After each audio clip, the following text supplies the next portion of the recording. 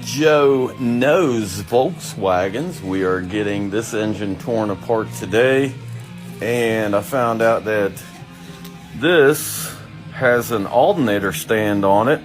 It had a 6-volt generator on an alternator stand. That's a no-no. And if you can see the firing order on this thing, this is the number 1 plug wire right here. It should be over here. So they had it apart at least once before and didn't put it back together correctly.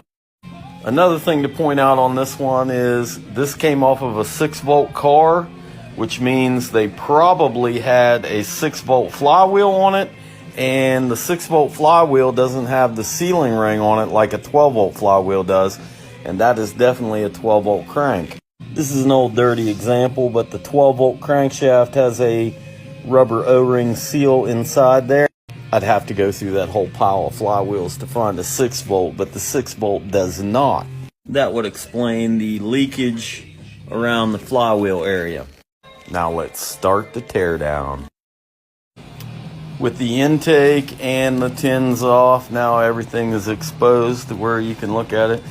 And that is what happens when you let them set for a while. Mice get in there and build up stuff around the cylinders, and that is a really bad thing because no cooling air can make it between the cylinders.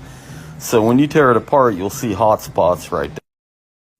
And like many engines that I get in here, every 10 bolt is broken off. That's to be expected. Valve train looks normal. With all that removed, now we can access the head bolts, and like the Queen said, off with its head! Cylinders and pistons don't look too terrible on this, but I'm guessing they are stock 85.5s.